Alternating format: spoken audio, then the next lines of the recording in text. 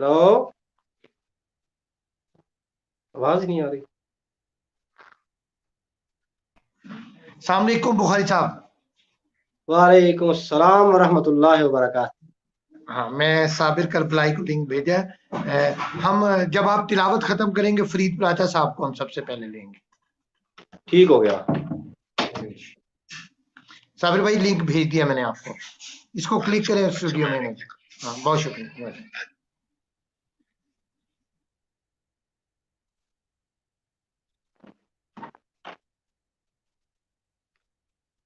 ठहरो एक मिनट।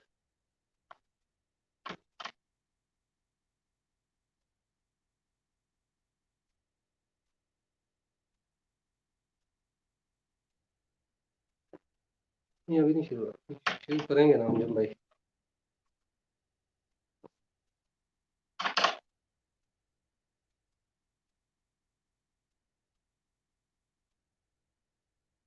शुरू करें।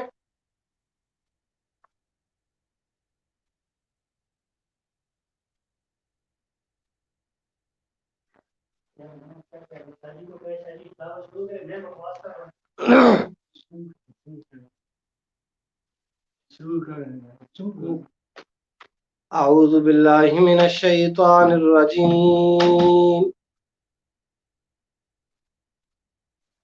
बिस्मिल्लाहिर रहमानिर रहीम।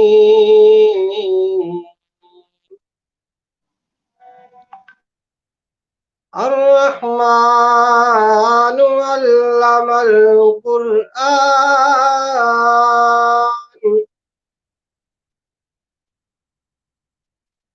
الرحمن علم القرآن خلق الإنسان علمه البيان.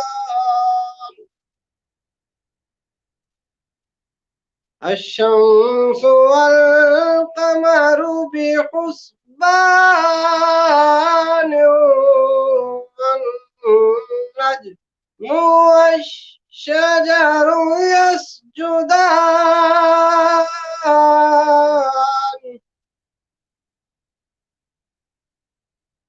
النجم والشمس خلق الإنسان علمه البيان. الشمس والقمر بحسبان والنجم والشجر يسجدان.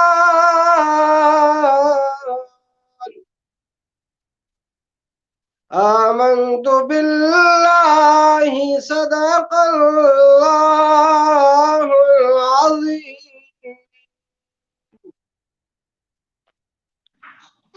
जज़ाकल्लाह। अस्सलाम वालेकुम।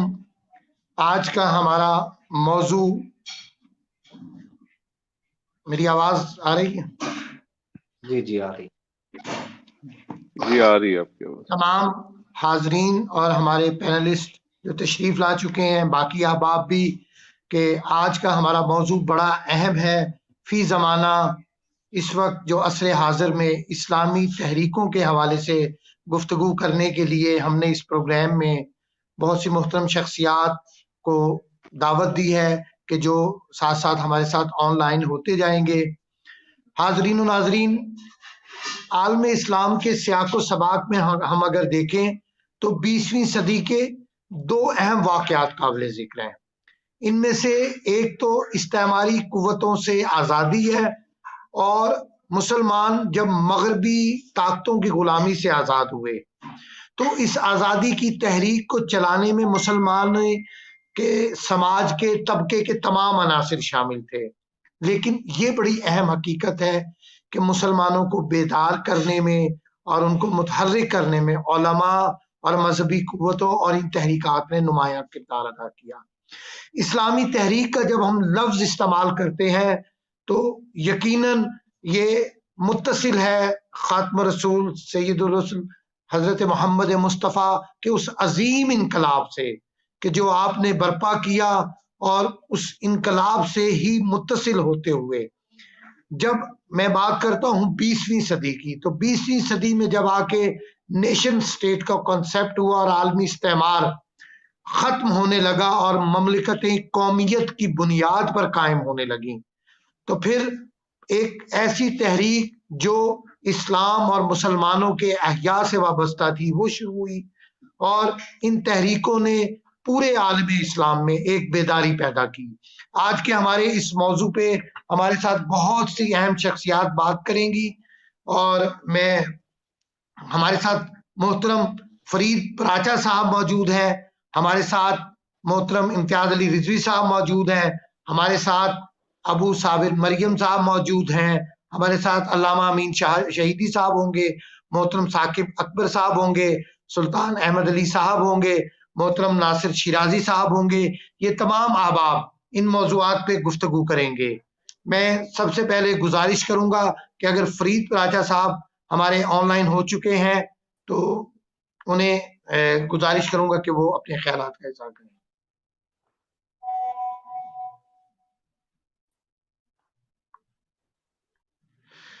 ہم جب تک فرید پراچا صاحب آن لائن ہوتے ہیں، ہم سلطان احمد علی صاحب مذہبی سکالر ہیں، بہت معتبر نام ہے اس حوالے سے، میں ان سے گزارش کروں گا کہ وہ اپنے خیالات کا اظہار کریں۔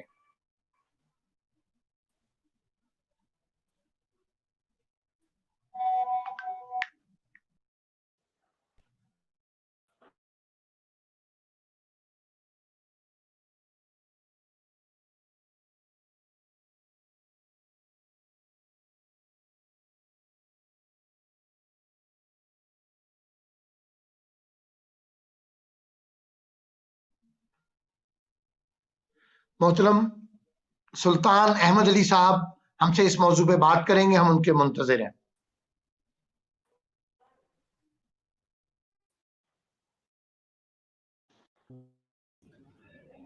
بہت شکریہ جناب سید انجم رضا شاہ صاحب، اور شکریہ۔ بہت شکریہ امت واحدہ پاکستان، بطور خاص میرے برادر مکرم جناب علامہ امین شہیدی صاحب، اور تشریف فرما تمام معزز شرکائے تقریب، السلام علیکم ورحمۃ اللہ وبرکاتہ۔ میرے وعلیکم لیے السلام۔ اعزاز ہے کہ میں اس معزز پینل کے ساتھ آج کی اس بڑی اہم علمی اور فکری آن لائن نشست میں آپ کے ساتھ شریک ہوں، اور موضوع بھی بہت اہم ہے، اور خاص طور پہ کووڈ کی وجہ سے، چونکہ بہت سی چیزیں مشکل ہو گئی ہیں لیکن وہاں کچھ چیزوں میں آسانی بھی ہوئی ہے، اور وہ اس طرح کی جو علمی محافل ہیں ان کے انعقاد میں ایک طرح کی مشکل بھی ہے اور ایک طرح کی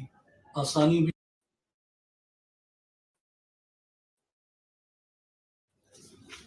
جی شکریہ۔ نحمد و نصلی علی رسولہ الکریم، اما بعد فاعوذ باللہ من الشیطان الرجیم، بسم اللہ الرحمن الرحیم۔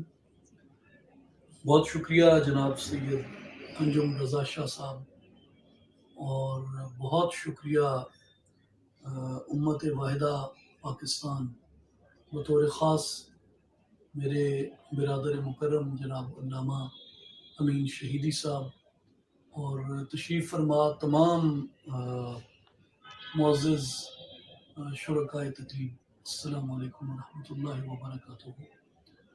میرے لیے اعزاز ہے کہ میں اس معزز پینل کے ساتھ آج کی اس بڑی اہم علمی اور فکری آن لائن نشست میں آپ کے ساتھ شریک ہوں، اور موضوع بھی بہت اہم ہے، اور خاص طور پہ کووڈ کی وجہ سے، چونکہ بہت سی چیزیں مشکل ہو گئی ہیں لیکن وہاں کچھ چیزوں میں آسانی بھی ہوئی ہے، اور وہ اس طرح کی جو علمی محافل ہیں ان کے انعقاد میں ایک طرح کی مشکل بھی ہے اور ایک طرح کی آسانی بھی۔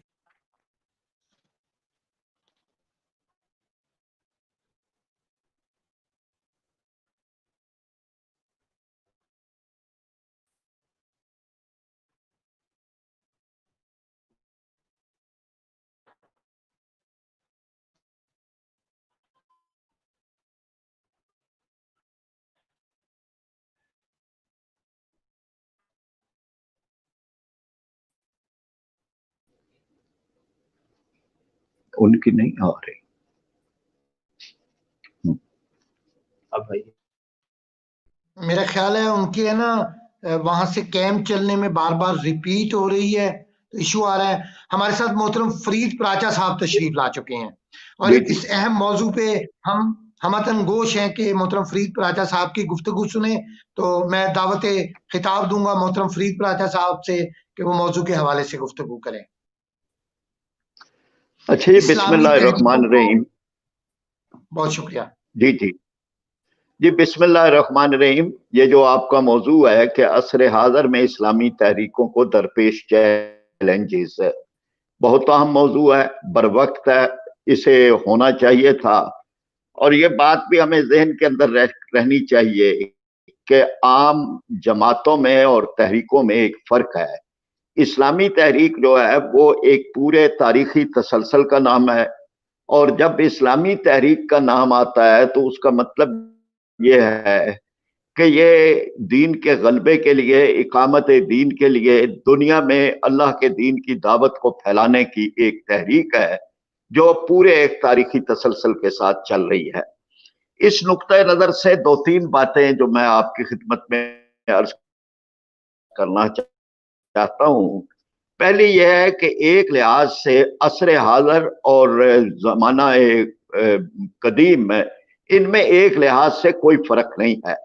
और वो जो इकबाल ने कहा था कि ज़माना एक, हयात एक, कायनात भी एक, दलील कम नजरी किस्सा जदीद व कदीम। तो ये एक उस लिहाज से इसलिए कि जाहिलियत कदीम और जदीद जाहिलियत एक जैसी है। पहले भी शिरक था, अब भी शिरक है। पहले भी जो है वो बुतों की पूजा होती थी, अब कौमियत के बुत और तहजीब के बुत पाले जाते हैं। पहले भी दुनिया के अंदर काबिल ने हाबिल को कत्ल किया, और वही कत्ल की तारीख अब भी चल रही है।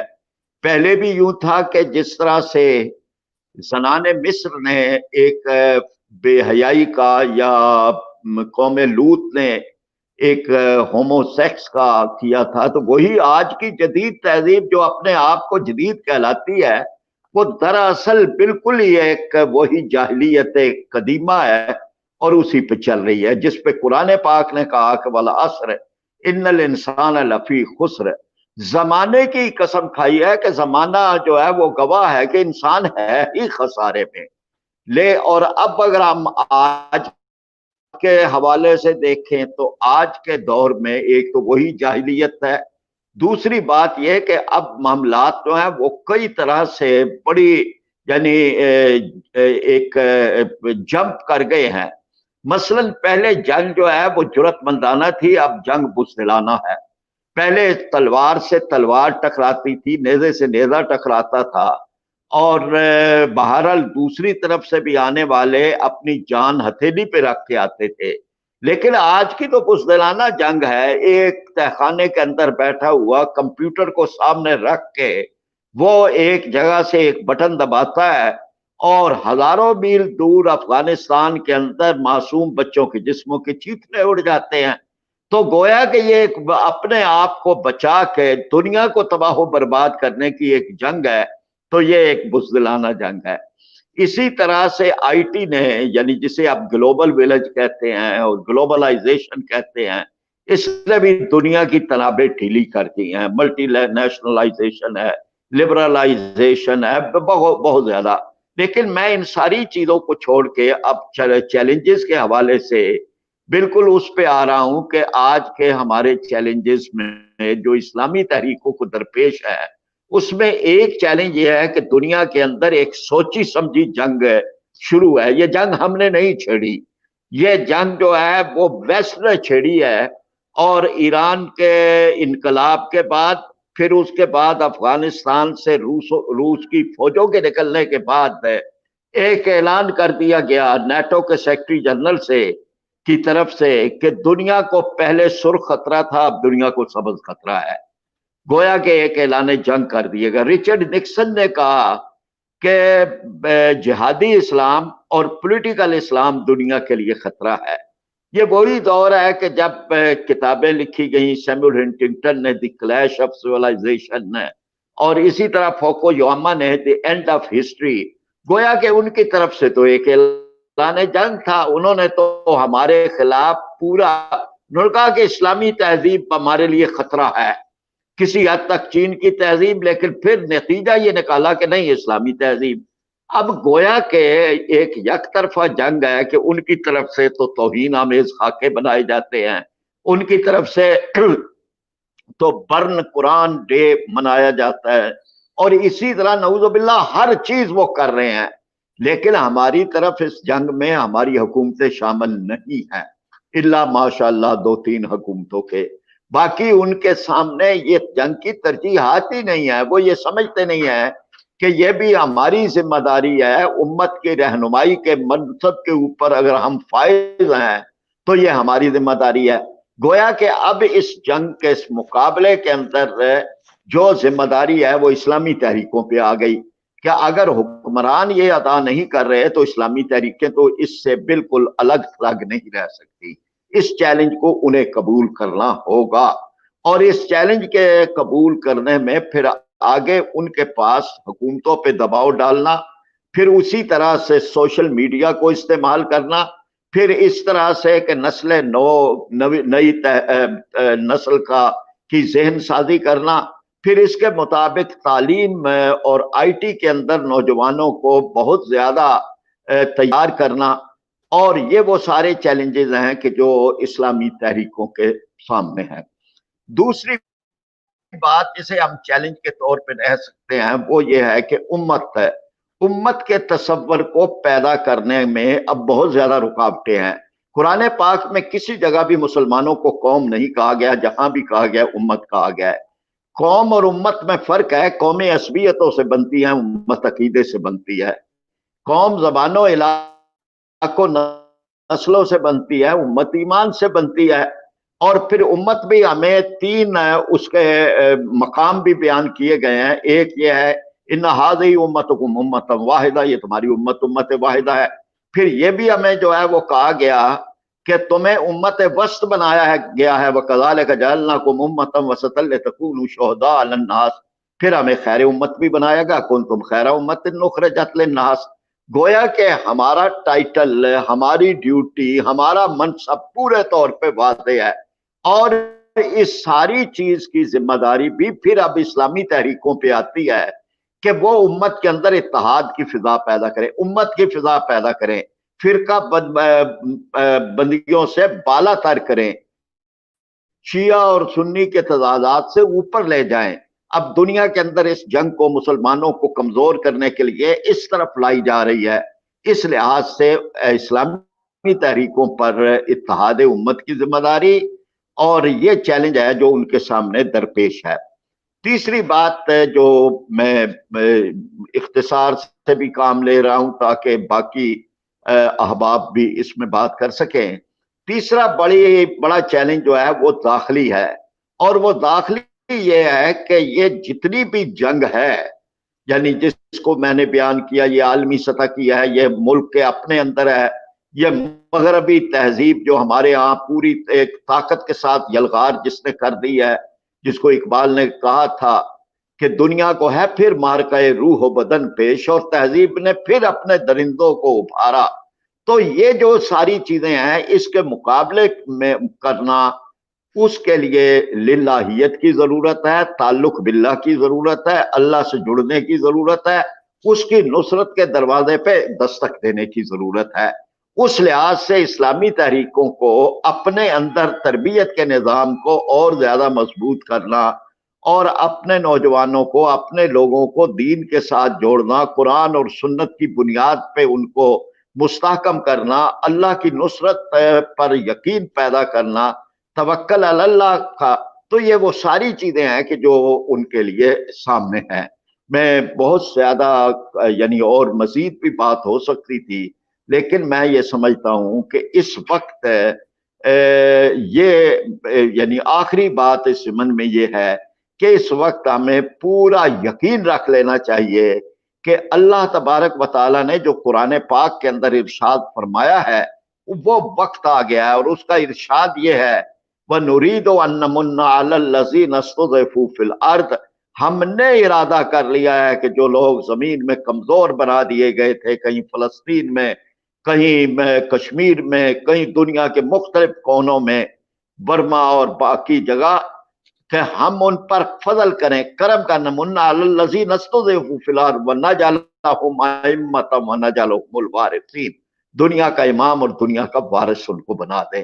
اور اسی طرح سے قرآن پاک نے جو یہ کہا ہے کہ وعد اللہ الذین آمنوا منکم وعملوا الصالحات، جن اللہ کا وعدہ ہے یہ ایمان لانے والوں سے اور اعمال صالحہ اختیار کرنے والوں سے، لَيَسْتَخْلِفَنَّهُمْ فِي الْأَرْضِ، زمین کی خلافت ان کو ضرور دے گا۔ یہ چیزیں ہمیں اپنے ذہن میں رکھ لینی چاہیے۔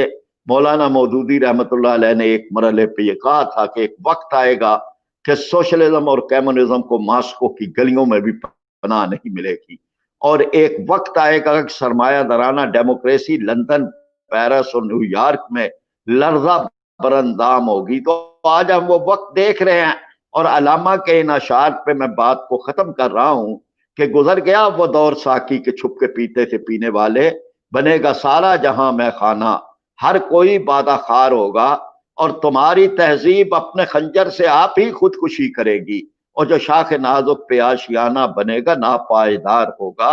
اور نکل کے صحرا سے جس نے روما کی سلطنت کو الٹ دیا تھا، سنا ہے یہ قدسیوں سے میں نے، وہ شیر پھر ہوشیار ہوگا۔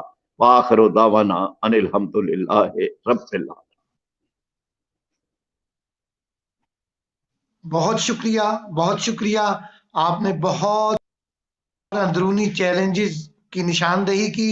ہمارے ساتھ فلسطین فاؤنڈیشن پاکستان کے جنرل سیکرٹری ڈاکٹر ابو صابر مریم موجود ہیں۔ میں ان سے گزارش کروں گا کہ وہ اپنے خیالات کا اظہار کریں۔ ڈاکٹر صابر ابو مریم، فلسطین فاؤنڈیشن پاکستان کے جنرل سیکرٹری۔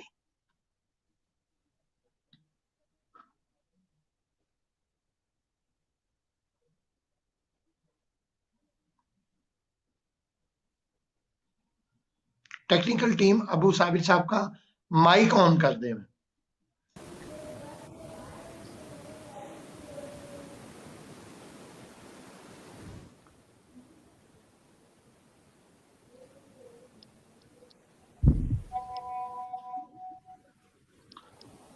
میرا خیال ہے وہ لیو کر گئے ہیں، شاید دوبارہ ان ہوتے ہیں، کوئی بجلی کا مسئلہ ہے۔ تو ہمارے صاحب آگے ہیں دوبارہ، اگر وہ شامل ہوئے ہیں تو ابو صابر مریم صاحب سے گزارش کروں گا کہ وہ اس موضوع پہ بات کریں۔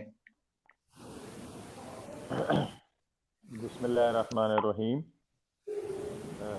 سب سے پہلے تو میں آپ کو خراج تحسین پیش کرتا ہوں امت واحدہ پاکستان کے فورم کو اور تمام معزز مہمانان گرامی کی موجودگی میں ایک ادنا طالب علم ہونے کی حیثیت سے اس موضوع پر زیادہ شاید گفتگو نہ کر سکوں، لیکن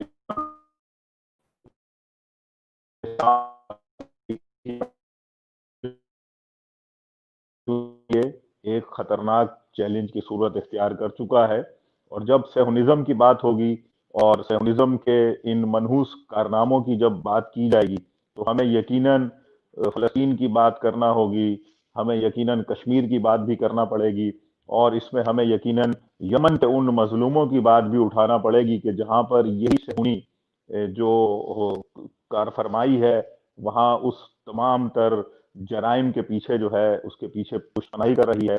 اور اسی طرح روہنگیا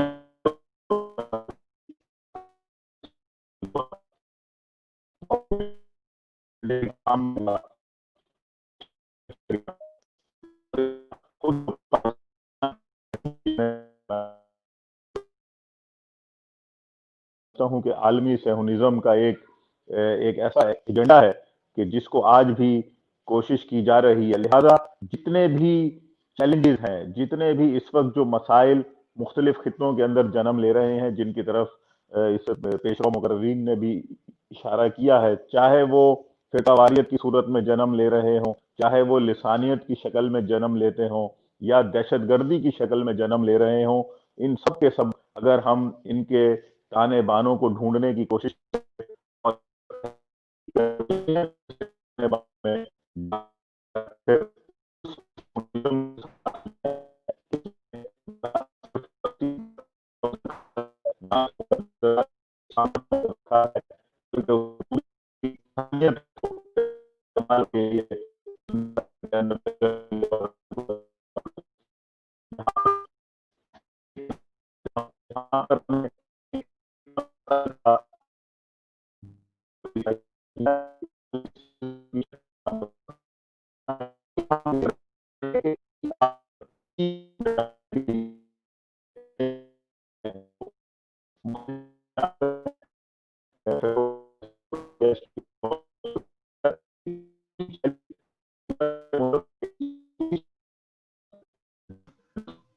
میرے خیال ہے ہمارے ڈاکٹر ابو صابر مریم صاحب کا آواز کا ایشو ہے, تو ہم ان کو دوبارہ لیتے ہیں. سلطان, اگر ہمارے محترم سلطان احمد علی صاحب دوبارہ آن لائن ہو چکے ہیں تو میں ٹیکنیکل ٹیم سے کہوں گا کہ سلطان احمد علی صاحب کو آن لائن لے لیں. ابو صابر صاحب کا جب نیٹ درست ہوتا ہے تو پھر ہم ان کو لیتے ہیں تاکہ ہمارے باقی احباب انہیں سن سکیں. تو ان کو دوبارہ لیتے ہیں, اور سلطان احمد علی صاحب سے گزارش کروں گا کہ وہ اپنے تحقیقی مقالات میں انہوں نے کر رکھی ہے, اور انشاءاللہ اس پہ گفتگو ہونی بھی چاہیے. اور چیدہ چند نکات میں عرض کرنا چاہوں گا آپ کی خدمت میں, اور اگر منتظمین اس کا حکم فرمائیں گے تو میں بعد میں اس پہ ایک آرٹیکل کی صورت میں بھی آپ کو بھیج سکتے ہیں. گزارش یہ ہے کہ سب سے پہلی چیز تو یہ ہے کہ اسلامی تحریکات میں جو بہت بڑا چیلنج ہے وہ اس وقت یہ ہے کہ بہت سے نان ایشوز جو ہیں وہ ہماری جو توجہات اور ہماری ترجیحات, ان دونوں کو یعنی اٹینشنز اینڈ پریورٹیز کو وہ ایک غلط سمت میں ڈال دیتے ہیں, یا کم از کم ایک مثبت سمت سے کچھ لمحوں کے لیے یا کچھ وقت کے لیے وہ ہماری توجہ کو ہٹا دیتے ہیں. وہ ہماری کون سے ایسے نان ایشوز ہیں جن کی وجہ سے ہماری توجہ ہٹتی ہے, اور کیوں اسلامی تحریکوں کی قیادت اور اسلامی تحریکوں کے کارکنان ان نان ایشوز کو ان کی اہمیت سے زیادہ اہمیت دیتے ہیں, یا ان کی توجہ سے زیادہ توجہ, یا جتنی ان کی ترجیح بنتی ہے, جتنی وہ ڈیزرو کرتے ہیں, اس سے زیادہ ترجیح ان کو کیوں دی جاتی ہے. میرا خیال ہے کہ ان امور کو آئیڈینٹیفائی کرنا چاہیے, اور ان پہ الگ ایک نشست کی ضرورت ہے جن پہ کھل کے بات ہو سکے. شاید وہ کوئی پبلک فورم نہ ہو, لیکن ہمیں ان پہ ایک اسلامی تحریکوں کو مضبوط کرنے کے نقطۂ نظر سے ضرور ان کیمرہ سیشنز اس کے اوپر کرنے چاہیے. دوسری میری اس میں گزارش یہ ہے کہ 5th جنریشن کا دور ہے, اور اس میں بہت سی انہونیاں ہو رہی ہیں, اور بہت سی ہونے والی چیزیں جو ہیں وہ پس پردہ اور پس پشت جا رہی ہیں. اس کی 2 وجوہات ہیں. ایک تو جس پہ ہم نے پہلے بات کی کہ بعض نان ایشوز جو ہیں وہ اتنی زیادہ اہمیت اختیار کر جاتے ہیں کہ کرنے کے کئی کام رہ جاتے ہیں. دوسری اس کی وجہ یہ ہے کہ انفارچونیٹلی مسلم دنیا کے اندر جو نان کنٹروورشل فورمز ہیں ان کا قحط پڑتا جا رہا ہے, اور میں درد دل سے عرض کروں گا یہ کوئی اچھا سائن نہیں ہے. اسلامی تحریکوں میں ہمیں وہ تحریکیں بھی ضرور شامل کرنی چاہیے جو گورنمنٹل لیول کے اوپر ہوتی ہیں. ان کا بڑا انفلوئنس ہوتا ہے, ان کے پیچھے ایک ہیرارکی, ایک مشینری کام کر رہی ہوتی ہے. وہ جیسے کسی نے کہا ہے کہ حسن کو حسن بنانے میں میرا ہاتھ بھی ہے, آپ مجھ کو نظر انداز نہیں کر سکتے. وہ تحریک واہ واہ چل رہی ہوتی ہیں. تو ان کی اپنی ایک اہمیت، ان کی اپنی ایک افادیت ہوتی ہے، وہ چاہے گورنمنٹل ہوں، وہ انٹر گورنمنٹل ہوں، وہ مختلف کنٹریز کے مابین ہوں، اس کے کئی ماڈلز یہاں پہ ڈسکس کیے جا سکتے ہیں. تو ان کو ہم بعض دفعہ کنٹروورشل کرتے ہیں، اور میرے خیال میں ہمیں کوشش کرنی چاہیے کہ ہمارے جو بڑے فورمز ہیں جن پہ ہم اکٹھا ہو سکتے ہیں ان کو نان کنٹروورشل رکھنا چاہیے، اور اسلامی تحریکات کے اکابرین اور قائدین کی ذمہ داری بنتی ہے کہ میکسیمم یہ کوشش کریں کہ کارکنوں کے اندر وسعت ظرفی پیدا کریں، وسعت نظری پیدا کریں، اور وہ کارکن جو ہیں وہ اثر لیتے ہیں قائدین سے. تو جتنا قائدین کا رویہ، قائدین کی انالوجی، ان کی ٹرمنالوجی جتنی زیادہ نان کنٹروورشل ہوگی، کارکنان کے اندر اس کا اتنا مثبت اثر جائے گا، اور وہ اس مشکل دور کے اندر اتنی بہتر طریقے سے اپنی اسلامی تحریکوں کی خدمت کر سکیں گے جن کے لیے ہم اپنی جان قربان کرنے سے بھی دریغ نہیں کرتے بلکہ اسے اپنا فخر سمجھتے ہیں. اور یہ ہونا چاہیے. صدیوں سے ہمارے اجداد کا یہ فخر رہا ہے، اور صدیوں بعد بھی ہماری نسلوں کا یہی فخر رہے گا کہ ہم رسول اللہ کے نام کے سرفروش ہیں، ہم اللہ کے دین کی اقامت کے سرفروش ہیں. لیکن اس میں یہ ضروری ہے کہ چیزوں کو ہم میکسیمم غیر متنازع رکھنے کی کوشش کریں. اگلا میرا نقطہ یہ ہے کہ جو اسلامی تحریکیں ہیں، خاص طور پہ انٹرنیشنل پرسپیکٹو میں اگر دیکھا جائے تو ان میں رابطوں کا بہت فقدان ہے، اور اگر رابطے کیے بھی جاتے ہیں تو یہ ہمیں بات اوپنلی کرنی چاہیے، اس میں کوئی اپالوجیٹک ہو کے اور چونکہ چنانچہ یہ وہ کر کے نہیں، کھلی بات کرنی چاہیے کہ ہر بندہ اپنے نقطۂ نظر کو جو ہے وہ ترجیح دیتا ہے، جس وجہ سے تنگ نظری میں اور تنگ دلی کے اندر اضافہ ہو رہا ہے. یعنی کیا اس امر میں مانے ہے کہ کسی ایک نقطۂ نظر کی ایک جماعت ہے یا ایک تحریک ہے، کسی دوسرے ملک کے اندر اس کو کسی دوسرے نقطۂ نظر کی تحریک کے ساتھ یا ان کے ساتھ ان کو رابطہ استوار کرنے میں کیا جھجک ہوتی ہے؟ یہ میرا سوال سنیوں سے بھی ہے اور یہ میرا سوال اہل تشیع سے بھی ہے. اگر ہم کہتے ہیں کہ جی ہم اپنے فرقے کے لیے نہیں یا اپنے مسلک کے لیے نہیں، ہم امت کے لیے کام کر رہے ہیں، تو امت تو براڈر پرسپیکٹو کے اندر ایک بہت وسیع اصطلاح ہے، اس کے اندر جو ہے وہ سبھی آ جاتے ہیں. ہمارے باہمی فروعی اختلافات کے باوجود سبھی اس کے اندر آ جاتے ہیں.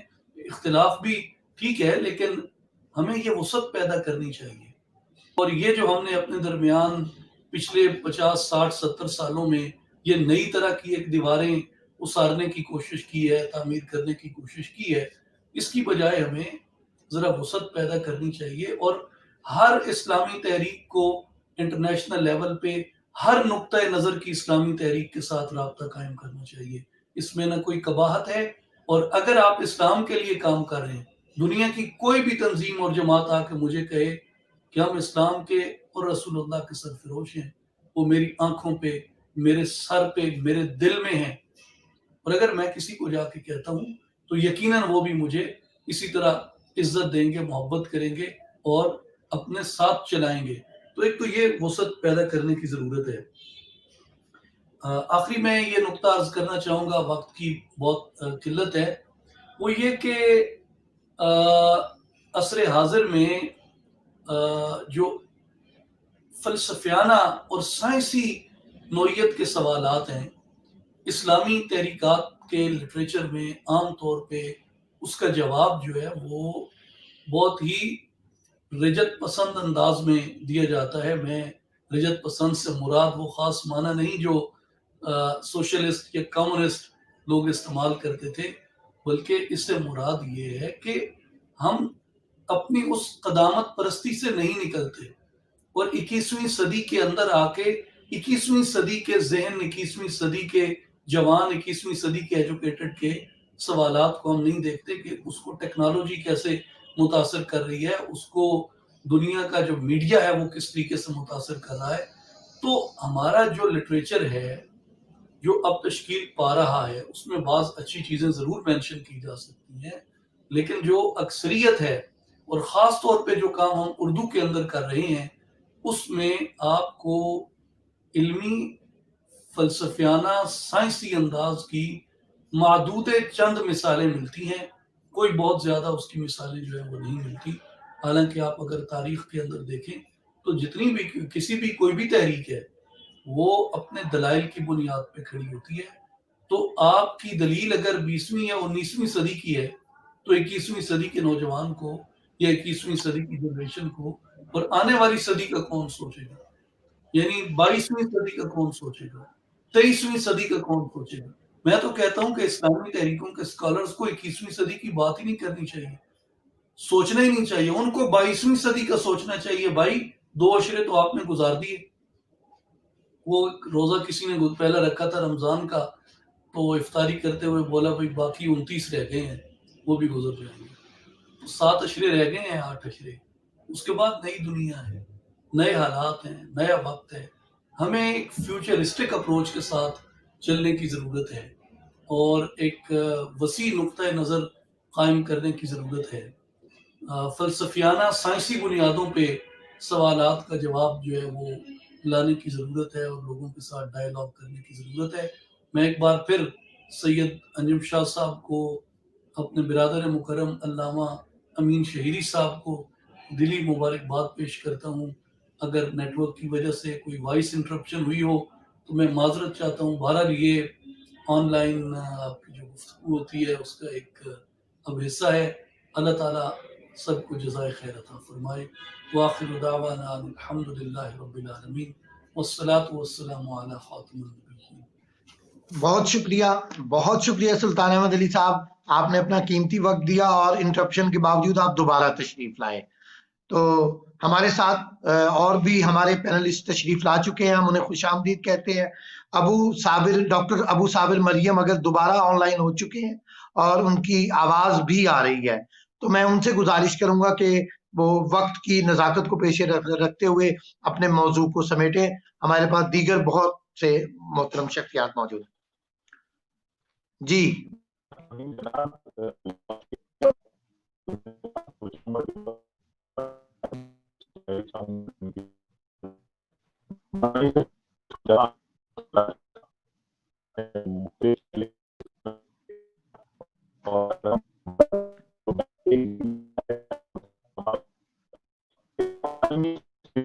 نہیں، ابھی بھی ہمیں صابر بھائی آپ کی آواز صاف طرح سے نہیں آ رہی، کوئی ٹیکنیکل ایشو ہے. ہم آپ کو دوبارہ آن لائن لیتے ہیں.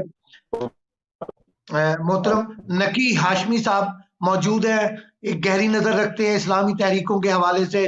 میں ان سے گزارش کروں گا کہ وہ اپنے خیالات کا اظہار کریں. محترم نقی ہاشمی صاحب.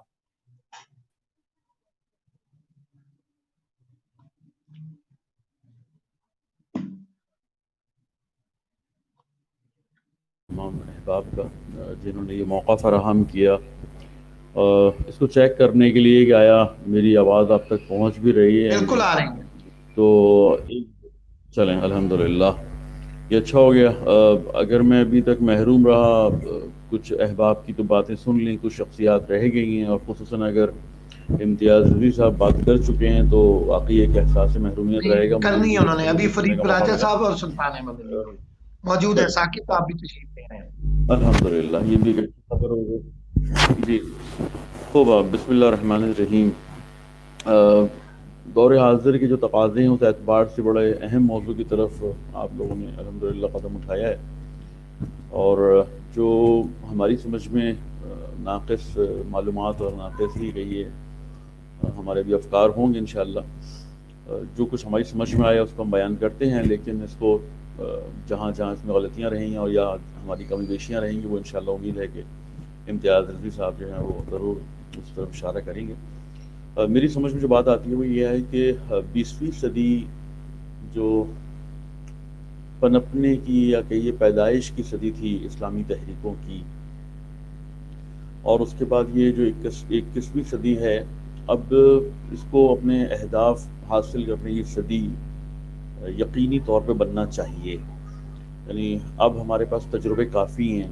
ہم اخوان المسلمین کو دیکھیں جس کی عمر جو ہے وہ 100 سالہ ہو رہی ہے، اور اس کی وسعت کو دیکھیں تو کوئی بھی اسلامی ملک ایسا نہیں ہے کہ جہاں ہم کہیں کہ اخوان نہیں موجود. اگر ہم جو ہیں وہ دیوبندیوں کی تحریک کو دیکھیں، ہم اسی طرح سے اہل حدیث کی تحریکوں کو دیکھیں، ہم اسی طرح سے شیعوں کی تحریکوں کو دیکھیں، تو یہ کم و بیش سبھی اپنی تاسیس کے مراحل سے اور وسیع تجربات کے مراحل سے گزر چکی ہیں، اور اب اس وسعت کے بعد اور الحمدللہ اس تجربات کے بعد ضرورت اس بات کی ہے کہ یہ 21ویں صدی اسے ہر حال میں نتائج لینے والی صدی، یا اگر پورے نتائج نہیں تو کم سے کم جتنا ہم اپنے تجربات کی بنیاد پر اب تک یہاں تک آئے ہیں، یقینی طور پہ ہمیں کچھ نہ کچھ اچیومنٹ ہماری یعنی اپنے مقصد کی طرف کچھ نہ کچھ بڑے بھاری قدم ضرور اٹھنے چاہیے اس 21ویں صدی میں۔ اس میں اگر ہم یوں کہیں کہ آپ اصل میں دیکھنا چاہ رہے ہیں یا آپ نے جو موضوع رکھا ہے اس میں یہ ہے کہ جو خطرات لاحق ہیں ہمیں اس عصر حاضر میں ہماری اسلامی تحریکوں کو، تو بات یہ ہے کہ جیسا کہ صابر نے بھی تھوڑا اس طرف اشارہ کیا ہے، راجہ صاحب بھی اسی موضوع پہ کچھ اسی طرح کی بات کر رہے تھے کہ ہمیں دونوں طرح کے خطرات لاحق ہیں۔ ایک خود اندرونی جو تحریکیں کمزور پڑ جاتی ہیں تو عناصر ایلیمنٹ زیادہ تر اندرونی ہوتے ہیں، اور اس کے بعد پھر بیرونی ہوتے ہیں، یا بیرونیوں کا انفلوئنس اندرونی مسائل میں اتنا بڑھ جاتا ہے کہ وہ تحریکیں اپنے اہداف کو، اپنے مقاصد کو، اپنے ویژن کو چھوڑ دیتی ہیں، اپنے راستوں سے منحرف، اپنے راستے سے منحرف ہو جاتی ہیں۔ یعنی اس طرح کے مسائل جو ہیں وہ مسلسل ایک وسیع تجربہ انشاءاللہ آپ سب کے پاس ہے کہ جو آپ اسلامی تحریکوں کو دیکھ رہے ہیں۔ میں جو بنیادیں میری سمجھ میں آئی ہیں وہ یہ ہے کہ انشاءاللہ تمام اسلامی تحریکیں یقینی طور پہ قرآن کو اور سیرت رسول اللہ کو اور اسی طرح سے صلی اللہ علیہ وآلہ وسلم اور اسی طرح سے جو بھی بعد کے مراحل 1000 سال میں طے ہوئے ان سب کو اپنے آئین کا حصہ بناتے ہوں گے، اپنے چارٹر کا حصہ بناتے ہوں گے، اور انہی بنیادوں پر یہ چاہتے ہوں گے کہ ہم چلیں۔ میرا خیال یہ ہے کہ یہ دو موضوعات ہیں، ایک ہمارا جو آئین بنا ہے آیا واقعی قرآن اور سیرت اہل بیت یا اسی طرح رسول اللہ اور پھر گزشتہ جتنے بھی تجربات ہیں مسلسل اس کو چیک کرنے کی ضرورت رہتی ہے، کیونکہ ہر ترقی یافتہ زمانہ جو ہے وہ کئی سوال کھڑے کر دیتا ہے، ہر آنے والا دور جو ہے وہ کئی مسائل کھڑے کر دیتا ہے۔ یعنی مسلسل ان شخصیات کی ضرورت رہتی ہے کہ جو استنباط اور استخراج اور اجتہاد کی سطح پہ ان اصولوں کو مسلسل اپڈیٹ کرتے رہیں، کیونکہ جو ہم نے اسلامی تحریکوں کے انشاءاللہ آئین اور اصولوں کی جو امید ہے کہ سبھی نے کوئی نہ کوئی چارٹر بنا رکھا ہوگا، یقینی طور پہ بنایا ہوگا، اس کو اجتہاد کی حد تک جو ہے وہ ہمیشہ چیک کرنے کی ضرورت ہے۔ اس کے وسائل جس میں استعمال ہوتے ہیں ان کو بھی اسی طریقے سے کہ آیا وہی پرانی ترکیبیں، پرانی روشیں کامیاب رہیں گی، یا اب موجودہ زمانے کے تقاضے کے مطابق اس کو تبدیل کرنا ہے، روشوں کو تبدیل کرنا ہے، ٹیکنیکس کو تبدیل کرنا ہے، اسٹریٹجیز کو تبدیل کرنا ہے۔ یہ بھی اجتہادی ہے، یعنی اس میں بھی اجتہاد سے کم چیز نہیں ہے۔ پھر آخری اور تیسرا اور اہم مرحلہ وہ یہ ہے کہ آیا موجودہ قیادتیں اس سے ہم آہنگ ہیں یا نہیں ہے، ہم آہنگی اس طرح کی ان اہداف سے پائی جاتی ہے نہیں پائی جاتی ہے، یہ سب سے امپورٹنٹ ہوتا ہے۔ یعنی یہاں پر ہوتا یہ ہے کہ بہرحال جو زیادہ مؤثر ہوتا ہے لیڈرشپ جو آتی ہے، اگر وہ زیادہ مؤثر ہے، زیادہ فعال ہے، زیادہ متحرک ہے، تو اپنے افکار ان کے جو ہیں وہ یقینی طور پہ پاورفل شخصیات ہوتی ہیں تو اپنے افکار کے مطابق جو ہے وہ آرگنائزیشنز کو وہ جہت دینے کی کوشش کرتی ہیں۔ ان کو چیک کرنے کی ضرورت ہے کہ جو شخصیت ہم نے لیڈرشپ یا اس جگہ پر پہنچی ہے وہ آیا ان تمام نظریات سے ہم ہے یا نہیں ہے۔ تو یہ تیسرا اہم امپورٹنٹ مسئلہ ہوتا ہے۔ اور پھر چوتھے مرحلے میں جا کے آپ یہ دیکھتے ہیں کہ یعنی آیا اپڈیٹ ہے یا نہیں ہے۔ اب آپ جن نوجوانوں سے بات کرنا چاہتے ہیں، جس معاشرے میں آپ رہتے ہیں، آیا اس کے مطابق آپ خود اس قابل ہیں، آپ کی آرگنائزیشن اس قابل ہے کہ آپ اٹریکٹ کر سکیں عوام کو، اپنے اہداف اور نظریات کے مطابق ان کی رہنمائی کر سکیں۔ یہ چوتھا مرحلہ ہوتا ہے۔ تو یہ اگر چار چیزیں انشاءاللہ کوئی بھی آرگنائزیشن اگر اس کو کنٹرول کرتی ہے تو یقینی طور پہ وہ نتائج لے گی. یعنی کوئی اور معنی جو باہر کا معنی ہے نا، جس کو آپ رکاوٹیں کہتے ہیں، کہ جو بہرحال جو لوگ اسلامی آرگنائزیشنز کو برداشت نہیں کر رہے، اور خصوصاً جب وہ سیاسی پہلو بھی رکھتی ہوں، تو پھر تو بالکل ہی یعنی آپ کو اندازہ ہے کہ نہ حکومتیں آپ کے ساتھ کھڑی ہوتی ہیں، اور نہ ہی جو ہے وہ باہر استکباری طاقتیں جو ہیں وہ آپ کو برداشت کرتی ہیں. یہاں پھر وہ ان چاروں مراحل میں کسی نہ کسی چیز کو منحرف کرنے کی کوشش کرتی ہیں. ہمارا کام یہ ہے، یعنی کمال یہ ہے کہ ہم جو ہے وہ کسی بھی طریقے سے اپنے آپ کو، اپنے اسٹرکچر کو، یہ 4 موضوعات میں نے بیان کیے، اس میں انحراف نہ آنے دیں. اگر ہم اس کو کنٹرول کر لیتے ہیں تو ہم بیرونی طاقتوں کا آسانی سے مقابلہ کر لیں گے. لیکن مسئلہ یہ ہے کہ ہم نے جو دیکھا ہے اب، یعنی مثالیں بہت ساری دی جا سکتی ہیں، لیکن ابھی فی الحال یعنی میں احتیاط کر رہا ہوں کہ ہم جو ہے وہ ابھی فوراً مثالوں کی طرف نہ جائیں. اختلافات کہیں ہمارے آپس میں نہ کھڑے ہو جائیں، کیونکہ بہرحال یعنی اس میں ہو سکتا ہے ہر ایک کا نقطۂ نگاہ جو ہے مختلف ہو. لیکن میں کہتا ہوں کہ اس کو تعصب سے باہر آ کے دیکھنے کی ضرورت ہے کہ کن آرگنائزیشنز نے کامیابی حاصل کی ہے، کن تحریکوں نے کامیابی حاصل کی ہے، اور کون سی تحریکیں ہیں کہ جو مسلسل ہو سکتا ہے ان کی عمر بھی زیادہ ہو سکتا ہے ان کے تجربات بھی زیادہ ہوں، اور ہو سکتا ہے کہ اس میں لوگوں کا یعنی خون بھی شامل ہوا ہو، شہادتیں بھی ہوئی ہوں، ہر اعتبار سے یعنی وہ غنی ہوں، لیکن پھر بھی ہم دیکھتے ہیں کہ وہ اپنے اہداف کو نہیں پا پاتی، اپنے اہداف تک نہیں پہنچ پاتی ہیں. تو یہ ایک یعنی اس طرح کا ایک کمپیریزن جو ہے نا وہ بہرحال اپنی جگہ پر ضرورت رکھتا ہے کہ ہم تعصب سے بالاتر ہو کے، اور کامیاب تحریکیں، اور اگر کچھ تحریکیں اپنے اہداف تک نہیں پہنچی ہیں تو ان ایلیمنٹ کو، ان عناصر کو، ان وجوہات کو، ان علتوں کو تلاش کریں کہ جو انہیں ناکامی یا دوسرے لفظوں میں اپنے اہداف تک پہنچنے میں رکاوٹ یا مانع آتی ہیں. تو ابھی جو اس صدی کی انشاءاللہ، یعنی میں پھر اپنی بات کو وہیں سے جو ہاں پہلا جملہ کہا تھا اتنی باتوں کے بعد دوبارہ وہیں لاتا ہوں کہ میری نگاہ میں 20ویں صدی اسلامی تحریکوں کے بننے کی صدی تھی، اور ان کو کہیے کہ یعنی ان کے اپنے چارٹرز اور اپنے اصولوں کی، یعنی آپ کہیے کہ وہ تمام جو ڈاکومنٹس تھے وہ تیار ہونے کے، اور اس کے بعد انشاءاللہ قدم بڑھانے کی صدی تھی. اور اب یہ والی صدی جو ہے نا، اب یہ اپنے اہداف کو حاصل کرنے کی صدی ہے.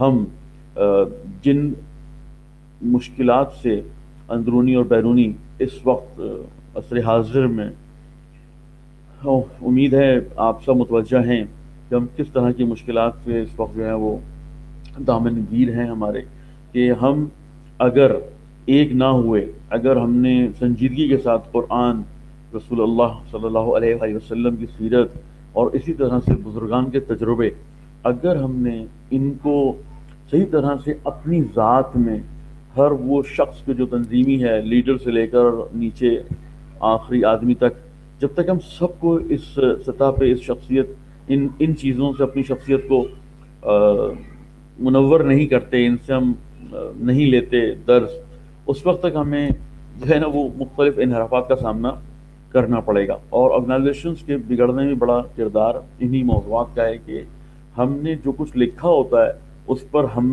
یعنی خود ہی عمل نہیں کر رہے ہوتے، ہم خود اس طرح کی شخصیت نہیں ہوتے، ہم کمپرومائز کرتے ہیں، ہم مصلحتوں کو دیکھتے ہیں، اور پھر بہرحال آہستہ آہستہ چھوٹا سا انحراف جو ہے وہ پھر بہت بھاری اور بہت ہی دور نکل جاتا ہے. تو ابھی فی الحال میری سمجھ میں جو بات آئی تھی وہ نے کر دی ہے.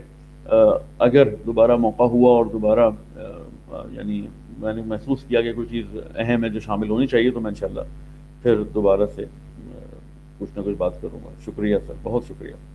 بہت شکریہ نقی ہاشمی صاحب. ہمیں بہت سی محترم شخصیات نے جوائن کر چکے ہیں. علامہ امین شہیدی صاحب ہمارے ساتھ موجود ہیں. میں اس سے پہلے کہ دیگر مہمانان کو گزارش کروں گا کہ علامہ امین شہیدی صاحب اپنے خیالات کا اظہار فرمائیں اس موضوع کی مناسبت سے.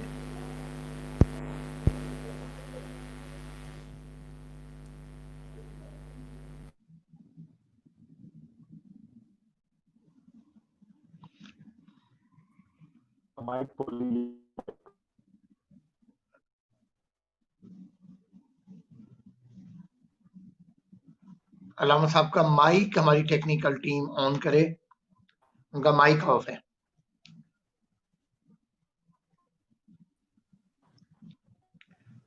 ٹیکنیکل ٹیم سے گزارش ہے کہ علامہ صاحب کا مائک.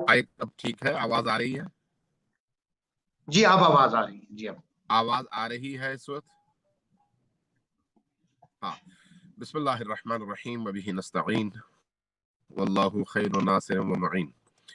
انجم بھائی، میں آپ کا اور اس گفتگو میں شریک تمام علماء کرام، دانشوران اسلام اور صاحبان فکر کا شکر گزار. میں جسارت کر رہا ہوں باقیوں کی نسبت ذرا جلدی اپنی باری لینے کی. اس کی وجہ یہی ہے کہ میں سفر پہ ہوں اور اس وقت بھی سڑک پہ کسی پیٹرول پمپ پہ گاڑی روکے میں آپ کی اس گفتگو میں حصہ لے رہا ہوں.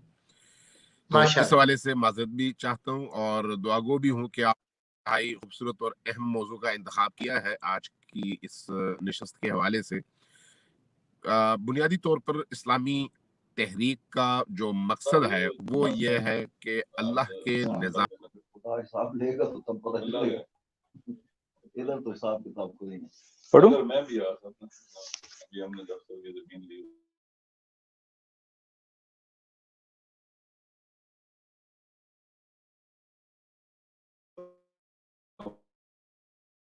بند ہوگی، آواز بند ہوگی علامہ صاحب کی آنا.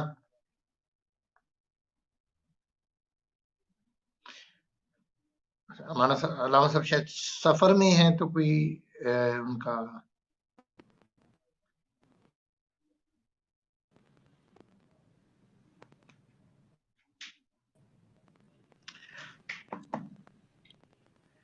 ہمیں ناصر شاہی صاحب نے بھی جوائن کر لیا، ہم انہیں خوش آمدید کہتے ہیں. جی علامہ صاحب آپ کی آواز تھی تو اب ہمیں ابھی بھی آپ کی آواز نہیں آ رہی.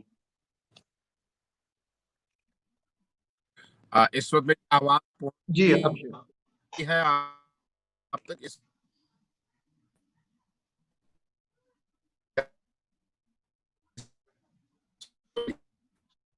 میرا خیال کیونکہ آپ سفر میں ہیں نا تو اس لیے سگنلز کا ایشو ہو رہا ہے. بہرحال ہم ہمتن گوش ہیں تمام شرکا.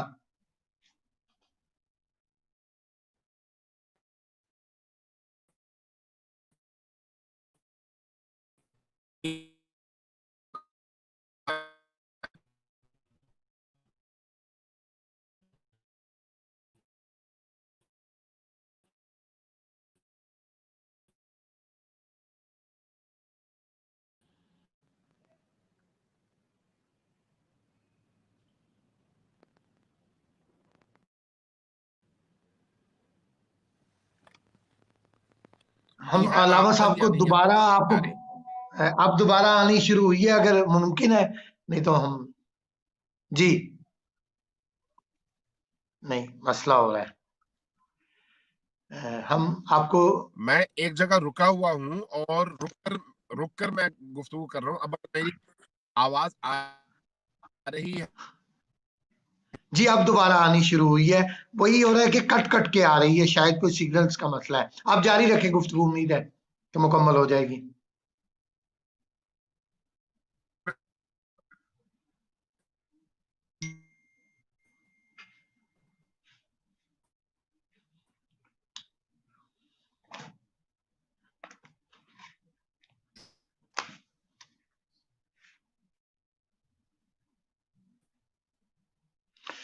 ابو صابر بھائی اگر آپ کی اب آواز کا مسئلہ ختم ہوا ہے تو ہم آغا صاحب کو دوبارہ عمار بھائی سے میں کہتا ہوں کہ آن لائن ہوتے ہیں تاکہ ہم وقت بتاتے ہوئے. ابو صابر بھائی، ڈاکٹر صاحب اگر آپ گفتگو کر سکتے ہوں، آپ کی جتنی نامکمل رہ گئی تھی.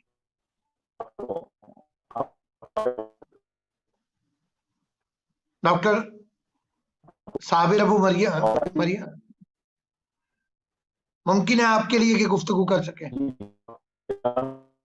ڈاکٹر صابر ابو مریم صاحب، آپ سے گزارش کروں گا کہ آپ اپنے خیالات کریں.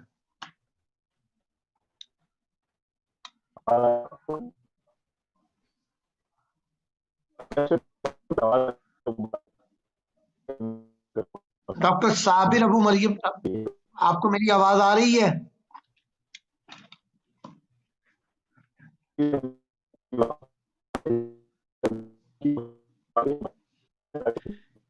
چلے ہم آگے بڑھتے ہیں. ہمارے ساتھ محترم امتیاز رضوی صاحب موجود ہیں. آپ سے گزارش کروں گا کہ ہم باقیوں کو پھر بعد میں لیتے ہیں, آپ اپنے اس موضوع پہ خیالات کا اظہار فرمائیں. بسم اللہ الرحمن الرحیم. بہت شکریہ انجم بھائی آپ کا. باقی بھی احباب کی خدمت میں السلام علیکم عرض کرنا چاہتا ہوں. وعلیکم السلام. دیکھیں جو آپ کا موضوع ہے اس کے حوالے سے جو میری نہیں سمجھ بوجھ ہے مطابق وہ یہ ہے کہ جو اسلامی تحریکیں یقیناً جس طرح پہلے بھی بات ہوئی تو بہت لمبی بات ہوگی, شاید حضرت آدم سے ہی اسلامی تحریک کا آغاز ہو گیا تھا, لیکن ہمیں بہرحال اپنی گفتگو کو محدود رکھنا ہے. یہ 20ویں اور 21ویں صدی کی جو تحریکیں ہیں, یعنی جب دنیا بدل گئی اور نئی دنیا وجود میں آئی تو اس میں اسلامی تحریکیں جو مثلا سید جمال الدین افغانی, اخوان المسلمین اور مثلا انقلاب اسلامی ایران یا پاکستان و بر صغیر وغیرہ میں جو اسلام کے نام پہ تحریکیں شروع ہوئیں, اور جس کا مقصد جو تھا وہ قرآن و سنت کے احکام کی تبلیغ اور اس کی اہمیت کو بیان کرنا تھا. تو یقیناً 100 سال سے اوپر کا عرصہ گزر گیا ہے, اور اس 100 سال کے عرصے میں جو تبدیلیاں آئی ہیں میری نظر میں وہ خود ایک بہت بڑا چیلنج بن چکی ہیں ہمارے لیے. وہ اس انداز سے کہ یعنی جو تحریکیں تھیں اب وہ تحریکیں جو ہیں وہ کسی اس طرح کی تحریکیں رہی نہیں ہیں, بلکہ وہ جماعتوں کی شکل میں جو ہے وہ رونما ہو چکی ہیں. یعنی تحریک جماعت بن چکی ہیں اور جماعتیں آپ کو نظر آئیں گی, اور وہ جماعتیں بھی زیادہ تر جو ہے وہ مسلکی رنگ جو ہے وہ اختیار کر چکی ہیں. تو یہ صورتحال جو خود ایک بہت بڑا ایک چیلنج ہے یقیناً. اور جو بہت جو ایکٹیو چیزیں نظر بھی آئیں عرب دنیا میں, وہ بھی ان کے جب مثلا میں سیدھے سیدھا نام لوں گا, مثلا طالبان کی تحریک تھی یا مثلا القاعدہ کی تحریک تھی, جو اپنی شکل میں تو اسلامی تھی لیکن اصل میں یہ ضد اسلام تحریکیں تھیں, جس کی وجہ سے خود اسلامی تحریک کو بہت نقصان پہنچا ہے ان کی شکل اور صورت کو. یہ خود ایک نئے چیلنج کے طور پر ابھر کے عصر حاضر میں سامنے آیا ہے کہ اسلامی تحریک کو ایک شدت پسندانہ اور ایک ایسی شکل دے دی گئی ہے جو یعنی انسانیت کا دشمن ہے. انسان کو بلکہ چاہے وہ یعنی ذرا سا بھی آپ عقیدے سے اور اپنے نظریے سے مختلف رنگ اختیار کریں تو آپ کو جینے کا حق بھی آپ سے چھین لیتے ہیں. یعنی اسلامی تحریکوں کے لیے ایک بہت بڑا چیلنج ہے کہ ان کو اپنے نظریات میں, اپنے افکار میں ایک کانسنسس ڈیولپ کر کے ایک نظریے کو جو دین کا نظریہ وہ پیش کرنا ہے. یعنی جو چیلنج بنا ہے اس عصر حاضر میں یہ ہے کہ اسلام کی جو آفاقی تعلیمات تھیں, اسلام کی جو ایسی تعلیمات تھیں جو انسانیت کی نجات دہندہ تھیں, جو رحمان اور رحیم کی طرف سے آسمانی ہدایت تھی, اس کا رنگ جو ہے وہ خود مسلمانوں نے اور ان اسلامی تحریکوں نے بدل کے رکھ دیا. تو اس وجہ سے جو ہے نا یہ چیزیں جو ہے نا خود ایک مسئلہ بن گئی. ہر تحریک میں کچھ اسوہ ہوتا ہے, ہمارے نبی خود اسوہ حسنہ ہے, لیکن آج کے دور کے اسلامی تحریکوں کے رہنما قائدین یعنی علماء کرام آپ کہہ لیں جو بھی ہیں, وہ عام لوگوں کے لیے اسوہ نہیں بن سکے. یعنی اسوہ کا مطلب یہ ہے کہ جس کو آپ فالو کر سکیں, جس کو آپ جن کے ہر نقش قدم پر آپ چل سکیں, ان کے رہن سہن پہ, ان کے اقوال پر, ان کی زندگی کے اصولوں پہ. حتیٰ کہ صورتحال تو یہ بھی بن گئی ہے کہ آپ مثلا جو دینی رہنما ہیں ان کے لباس کو بھی نہیں اپنا سکتے عام عوام, باقی چیزوں کو تو چھوڑیں. یعنی یہ ایک ایسی صورت اختیار کر چکی ہے کہ جو کہ ایک بہت بڑی مشکل ہے کہ آپ کو اس وقت پروڈیوس نہیں کر پا رہے یا نہیں کر سکے. یعنی اسلامی تحریکیں ایسی رنگین بن گئی ہے کہ اس رنگینی میں سے اصل رنگ کو نکالنا خود ایک بہت بڑا عصر حاضر کا ایک چیلنج ہے جو کہ ہمیں جو ہے وہ جس کو ہمیں ایڈریس کرنا چاہیے. یعنی جو بات کرنا چاہ رہا ہوں وہ یہ ہے کہ اس وقت جو نئی جنریشن آ رہی ہیں، جو اس وقت موجود ہیں، بچے ہیں یا اس کے بعد آنے والی ہیں، ان کے لیے آپ کو یعنی جو اسلامی تحریک کے مخلصین ہیں اور جو چاہتے ہیں یہ تحریک آگے بڑھے، ان کو اسلام کا ایک جو آفاقی پیغام ہے اور جو انسانیت کی نجات کا پیغام ہے، اس کو اس ڈھنگ سے پیش کرنے کا چیلنج ہے کہ وہ یہ چیزیں اس وقت ابھی میں یہ کہنا چاہتا ہوں کہ اس وقت سچویشن یہ ہے کہ نئی جنریشن کو اس بات پر یقین نہیں ہے کہ جو پیغام آپ لے جا رہے ہیں اس میں کوئی جان ہے، اس میں کوئی وزن ہے. ابھی بھی آپ دیکھ لیں جو جماعتیں ہیں جو اسلامی تحریک کے نام پر ہیں، وہ سیاسی جماعتیں اور ان میں کوئی زیادہ فرق نہیں ہے، ان کے منشور میں کوئی فرق نہیں ہے، ان کی باتوں میں کوئی فرق نہیں ہے، ان کے پیغام میں کوئی زیادہ فرق نہیں ہے، ان کے کام کے طریقہ کار میں کوئی فرق نہیں ہے. یعنی وہ کوئی آئیڈیل صورتحال نہیں پیش کر سکتی. عام سیاسی رہنماؤں کی طرح ہی ہماری جو اسلامی تحریک ہے ان کے رہنما ہیں. تو لہٰذا یہ ایک چیلنج عصر حاضر کا میں سمجھتا ہوں اس وقت ہے کہ آپ کو اس دین کو اور دین کی تعلیمات کو ایک بہتر رنگ میں جو ہے وہ پیش کرنا ہے، جس میں اس کی اصل تعلیم کسی بھی سیاسی رنگ سے ہٹ کر جو ہے وہ سامنے آئے، اور جس میں جو ہے دین کی جو اصل تعلیمات ہیں وہ پیش نظر جو ہے وہ رہنی چاہیے. عصر حاضر کا ایک چیلنج جو بہت بڑا ہے وہ اس سے ہٹ کر وہ یہ ہے کہ چونکہ یہ اب نیشن اسٹیٹس کا دور ہے اور اسلام جو ہے وہ آپ کو ان دائروں کے اندر ڈیوائیڈ نہیں کرتا. اگر مسلمان کہیں بھی ہے وہ اسلامی تحریک کا حصہ ہے، لیکن جو عصر حاضر کی نیشن اسٹیٹس ہے اس نے آپ کو اس انداز سے ڈیوائیڈ کر دیا ہے کہ اگر آپ اس دنیا میں موجود ہیں تو آپ کو پاکستان کی حد تک اپنی تحریک کو رکھنا پڑے گا. آپ اس کو باقی دنیا کی تحریکوں سے جیسے ہی جوڑیں گے تو آپ یا تو گرفتار ہوں گے کسی مشکل میں، یا مثلاً اس تحریک کو آپ کو بند کرنا پڑے گا، یا الزامات آ جائیں گے اور اس تحریک کو آپ آگے لے کے نہیں چل سکتے.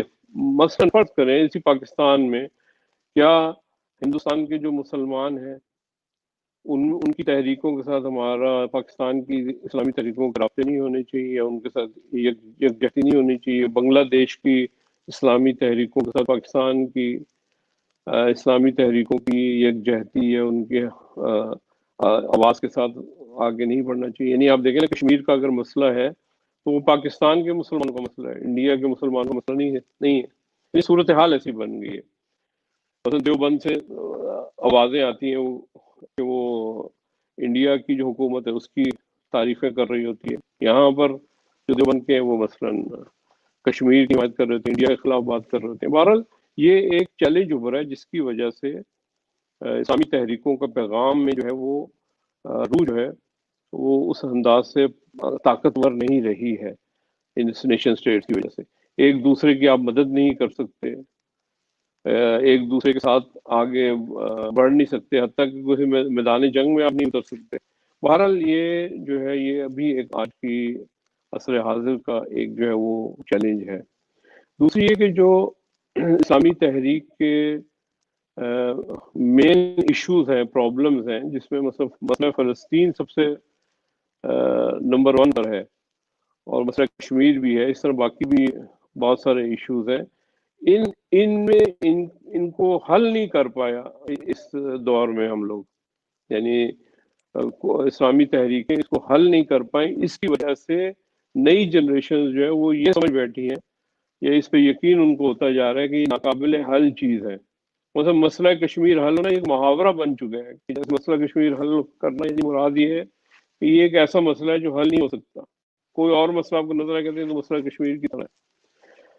تو گویا یہ کہ اسلامی تحریکیں ایسے مسئلوں کے ساتھ چکی ہوئی ہیں جو کہ ناقابل حل ہیں. تو یہ بھی ایک چیلنج ہے، آپ کو ثابت کرنا ہے کہ مسئلہ فلسطین بھی قابل حل ہے، مسئلہ کشمیر بھی قابل حل ہے. تو یہ اس چیلنج کو بھی آپ کو یعنی فیس کرنا ہے اس دور میں اور اس کو حل کرنا ہے. ایک اور چیلنج جو کہ شاید پہلی باتوں سے ملتا جلتا ہوں لیکن اس کو ایک عنوان دینے کی ضرورت ہے، ضروری ہے، وہ ہے تکفیریت کا چیلنج. یہ خود مسلمانوں کے اندر ہے، یعنی ہر یعنی جیسے جیسے ایک تحریک ظہور کرتی ہے وہ دوسروں کو کے پر کفر کے فتوے جو ہے وہ صادر کرتی ہے. ہماری جو علمی یعنی اسلامی تحریکوں کی علمی اور فکری بنیادیں اگر آپ اس کی گہرائی میں جائیں تو آپ کو نظر آئے گا کہ تکفیریت خود وہیں سے نکلتی ہے. کسی نہ کسی انداز سے کفر کے فتوے جو ہیں وہ جاری ہوتے ہیں. یعنی یہ اس نے اتنا نقصان پہنچایا ہے اس تکفیریت کے مسئلے نے کہ یعنی اسلام کی شکل بھی بگاڑ دی ہے اور لوگوں کو اسلام سے بد اعتماد بھی کر دیا ہے. تو لہٰذا تکفیریت کے ایشو کو بھی اس چیلنج کو بھی فیس کرنا ہے. جو رجت پسندی کی بات ہوئی ہے وہ بھی ساری اسی وجہ سے ہے کہ چونکہ تکفیریت ہے اور وہ اس حد تک ہے کہ اگر ایک علاقے میں حتیٰ کہ ایک ہی مسلک کے 3-4 مدرسے ہیں وہ بھی آپس میں ایک دوسرے سے دست و گریباں رہتے ہیں اور ایک دوسرے کے خلاف پروپیگنڈے اور مثلا اس طرح کی باتیں کرتے رہتے ہیں جس سے اندازہ ہوتا ہے کہ یہ کوئی اکٹھے نہیں ہیں، یہ الگ الگ ہیں. لہذا اس نے جو اسلامی تحریکیں ہیں اس نے ایک کاروبار کی شکل اختیار کر لی ہے اور اس کاروبار کی شکل اختیار کرنے کی وجہ سے وہ اپنی اہمیت جو ہے وہ کھو بیٹھی ہے. ہمارا جو انحصار ہے وہ اغیار پر اتنا زیادہ ہو چکا ہے ہر چیز میں کہ آپ جیسی فرض کریں اسلامی تحریکیں کیا کرتی ہیں، بات کرتی ہیں تو فوراً ہی اغیار کی کہ بائیکاٹ کی بات کرتی ہیں کہ ان کی چیزوں کو استعمال نہ کریں، ان کو بائیکاٹ. لیکن آپ کا انحصار اتنا ہے کہ آپ اگر یہ بات کریں اور چیزوں کا تو فوراً اس میں کوئی قبولیت نہیں آتی. اس لیے قبولیت نہیں آتی کہ آپ ہر چیز جہاں آپ کر رہے ہیں وہاں پہ آپ ان کا حصہ ہے. ابھی مثلا آپ انٹرنیٹ یوز کر رہے ہیں، اس میں ان کا حصہ ہے. آپ الیکٹریسٹی یوز کر رہے ہیں، اس میں ان کا حصہ ہے. تو لہذا اس میں بھی کوئی جان نہیں رہی. یعنی اغیار سے آپ ہمیں جو ہے وہ جو انحصار ہے اسے اسلامی تحریکوں کو تھوڑا کم کرنا پڑے گا اور تاکہ آپ کی تحریکوں میں وہ بات ہے. ایک اور جو چیلنج بہت بڑا عصر حاضر کا اسلامی تحریکوں ہے وہ ہے یہ کہ آج کے دور میں جو تحقیق کا دور ہے، جستجو کا دور ہے، یہ ایک ایسا دور ہے جس میں بہت زیادہ ماڈرن طریقے علم کو کشف کرنے کے، معاشرے کو سمجھنے کے موجود ہیں. تو ہماری جو اسلامی تحریکیں ہیں ان سے اس وجہ سے دور ہیں یا کوئی اور ریزن ہوگا کہ جی ہمیں وہی دوسروں کے طریقہ کار کو نہیں ایڈاپٹ کرنا یا اس کو فالو نہیں کرنا، اس کی وجہ سے ہمارے بالکل ہی اسلامی تحریکوں میں تحقیق کا جو ہے وہ عنصر وہ بالکل ختم ہو کے رہ گیا ہے اور ہم کوئی بھی قدم اٹھاتے ہیں اس میں کوئی بھی پیچھے کوئی علمی کام نہیں ہوتا، کوئی تحقیقی کام نہیں ہوتا. اس وجہ سے جو اسلامی تحریکوں کے اقدامات ہیں اس میں اتنی جان زیادہ نہیں رہتی. یہ میری آواز پہنچ رہی ہے نا جی آپ کو؟ جی جی آ رہی ہے، آواز آ رہی ہے. اچھا، تو یہ بھی کہنے میں جلدی کرتا ہوں تاکہ دوسرے احباب جو ہیں وہ زیادہ علمی لحاظ سے اور پختہ ہیں اور زیادہ بات کر پائیں گے. جی میں بات کو ختم کروں. ایک بات جو بہت ہی اہم ہے آج کے عصر حاضر کا، میں سمجھتا ہوں اسلامی تحریک کا تقاضا ہے کہ اسلامی تحریک جو ہے وہ اس میں مسلمان تبلیغ دین جو ہے وہ بڑی اہم ہے کہ آپ اپنے دین کا پیغام پہنچائیں. اگر آپ تھوڑا سا غور کریں تو آپ کو نظر آئے گا کہ اس وقت کنورژن یعنی مسلمان ہونے کا جو ریشو ہے بالکل ختم ہو کے رہ گیا ہے. یعنی لوگوں کا کنورٹ ہونا، اسلام کی طرف آنا، وہ اکا دکا تو شاید کہیں نظر آتا ہو آپ کو، لیکن میسز میں یہ کنورژن بالکل ختم ہو گئی ہے. آپ کی تبلیغ آپ ہی کے اندر ہے، مسلمانوں کے اندر ہے، وہ بھی اس میں بھی کوئی جان خاصی نہیں ہے. یعنی تبلیغ دین بالکل ختم ہو کے رہ گئی عصر حاضر میں. اس کی ایک ریزن یہ ہے کہ ایک تو یہ نظریے کہ بھی اپنا دین چھوڑو نہیں، دوسرے کے دین کو چھیڑو نہیں. یہ فلسفی جو خود مسلمانوں کے اندر بھی موجود ہے اور اس فلسفی کی وجہ سے، اس نظریے کی وجہ سے کسی کے دین کو چھیڑتے نہیں ہیں کیونکہ اپنے دین میں بھی کوئی جان نہیں نظر آتی. تو تبلیغ دین کا کوئی کام غیر مسلموں پر نہیں ہو رہا. اگر آپ سمجھتے ہیں کہ اسلام لوگوں کو یعنی جو اسلامی تحریک ہے اس کا مطلب یہ بھی ہے کہ لوگوں کو اسلام کی طرف دعوت دی، جب ہمارے نبی کے پیغام کو لوگوں تک پہنچایا جائے، ان کو کلمہ پڑھایا جائے، تو یہ بھی ایک اسلامی تحریک کے کاموں میں شامل ہے. یہ خود اس بات کی دلیل نظر آتی ہے کہ آپ کی تحریک کے اندر وہ جان نہیں رہی ہے، پیغام کے اندر وہ جان نہیں ہے. تو لہٰذا یہ بھی ایک اہم جو ہے مسئلہ. ایک اور بھی چیلنج جو آپ کو ہے وہ خصوصاً یہ پورے دنیا کا ہی چیلنج ہے، لیکن ہمارے خطے میں بہت زیادہ میرا خیال اس کا اثر ہے، وہ ہے عام کوئی یعنی کوئی دینی اور دنیاوی تعلیم کا جو فرق ہے اس کو مٹا نہیں پا رہے. اور ایک دینی تعلیم کا الگ سسٹم ہے، دنیاوی تعلیم کا الگ سسٹم ہے، اس کا پروڈکٹ ادھر کام نہیں آتا، ادھر کا پروڈکٹ ادھر کام نہیں آتا. تو یہ ایک بہت بڑا میں سمجھتا ہوں چیلنج ہے جس کو ہمیں فیس کرنا چاہیے، اور ہم کر رہے ہیں. بہت سارے لوگ ہیں وہ جو دینی تعلیم کو لیتے ہیں تو وہ اس قابل نہیں رہتے کہ مثلاً دوسری جگہوں پر دنیا کے کام اس کو انجام دے سکے. جو دنیا کے لیتے ہیں وہ دین سے دور ہو جاتے ہیں. یہ ساری جو ہے وہ مشکل جو ہے وہ ہمیں ہے. دینی قیادت بالکل نہ ہونے کے برابر ہے، یعنی جیسے میں نے کہا اس وقت ہے نہیں. اس کے علاوہ بھی اس میں اتنا انتشار ہے کہ آپ کو قائدین زیادہ ملیں گے، شاید فالوورز اتنے نہ ہوں جتنے قائدین موجود ہیں. یعنی ہر مسجد کا امام اپنی جگہ پہ قائد ہوتا ہے، ہر مدرسے کا پرنسپل اپنی جگہ پر قائد ہوتا ہے. تو لہٰذا یہ کوئی ایک سسٹم ایسا نہیں ہے. بہت زیادہ آپ چلیں گے تو جماعتوں کے قائدین ہوں گے، لیکن وہ بھی آپ دیکھ رہے ہیں اس میں کتنا انتشار ہوتا ہے. اور ایک جماعت اگر بنتی بھی ہے تو اس میں بھی کئی دھڑے جو ہیں وہ سامنے جو ہے وہ آ جاتے ہیں.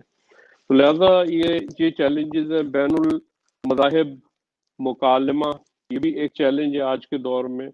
مذاہب آپس میں بات کر رہے ہیں، ہمیں اس قابل ہونا چاہیے کہ ہم اس اسلامی تحریکوں کو کہ وہ باقی مذاہب کے سامنے مکالمہ کر سکیں. ہر چیز ہمیں فتوی بازی سے کام جو ہے وہ نہیں چلے گا. ہمیں یہ جو عالمی تہذیبوں کی کشمکش ہے یہ بھی ایک چیلنج ہے. اس کو بھی ہمیں جو ہے وہ جو ہے فیس کرنا چاہیے. تقریب بین المذاہب یہ بھی ایک بہت بڑا چیلنج ہے جو کہ میرا خیال عصر حاضر میں ہمیں اس کو کرنا ہے. دینی جو ہے وہ مسالک جو ہے اسلامی مسالک ان کو آپس میں قریب کرنا اور ان کے جو مشترکات ہیں ان کو کمپائل کر کے ڈاکومنٹ کرنا، یہ بھی ایک آج کا چیلنج ہے عصر حاضر کا جو جس کو اسلامی تحریک کو ایڈریس کرنا چاہیے. بس میری طرف سے اتنی بات ہے. شکریہ بہت شکریہ امتیاز صاحب. امتیاز بھائی ہمارے ساتھ اب بڑے اہم مقرر محترم ثاقب صاحب، ناصر شیرازی صاحب اور علامہ امین شہیدی موجود ہے. علامہ امین شہیدی کیونکہ سفر میں ہے تو ان سے گزارش کروں گا کہ وہ مختصراً جو ان کے خیالات ہیں ان کو بیان فرمائیں. اس کے بعد ہمارے دیگر مہمانان موجود.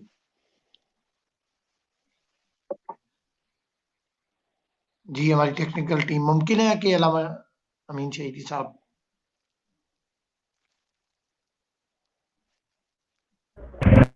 آواز آ رہی ہے؟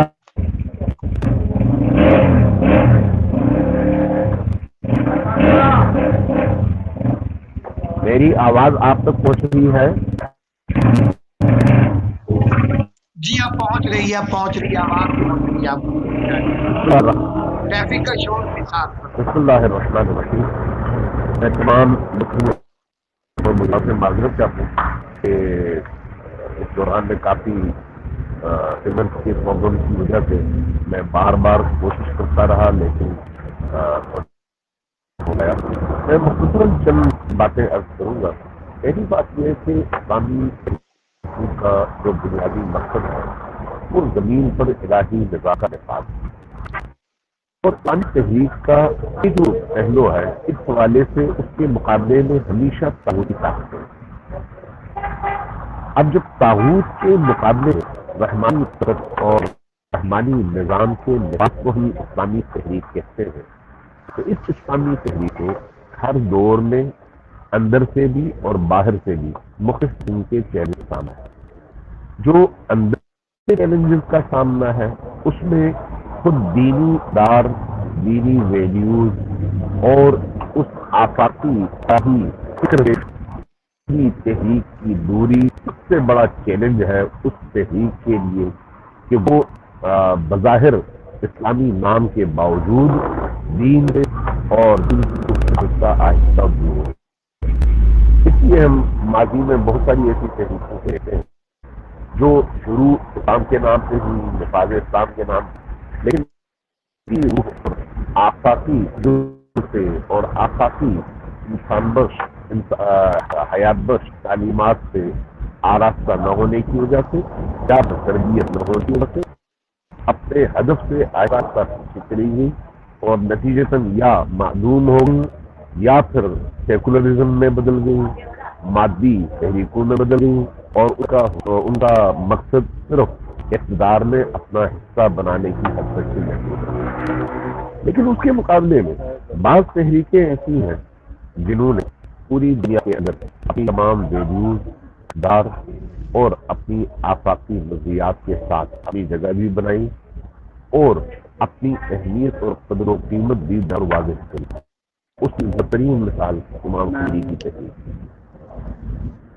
اب جب ایسی تحریکیں اٹھتی ہیں تو چونکہ اس کا مقابلہ ان باطل نظروں سے ہے جن کی بقا ان اسلامی تحریکوں کی موت ہے اور ان اسلامی تحریکوں کا عروج ان ظالم نظاموں کی موت ہے، تو اس بنیاد پر ہم نے یہ دیکھا کہ اس طرح کی اصلاحی اور آفاقی تحریکوں کے مقابلے میں صرف ایک ملک نہیں بلکہ تمام اقوام، تمام مادی قوتیں، تمام غیر مادی قوتیں جمع ہوئی اور انہوں نے مل کر اس طرح کی تحریکوں کو روکنے کی کوشش کی۔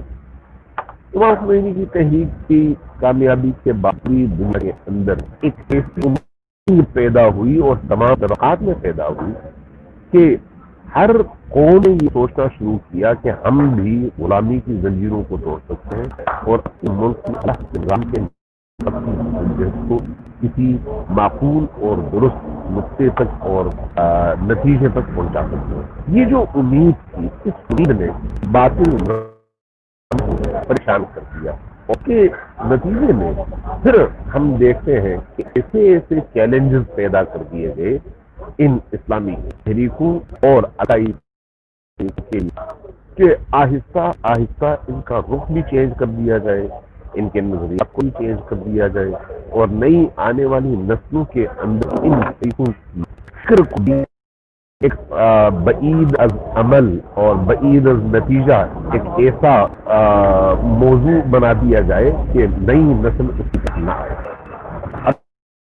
چند بڑی اہم ہے اور انتہائی قابل توجہ ہے۔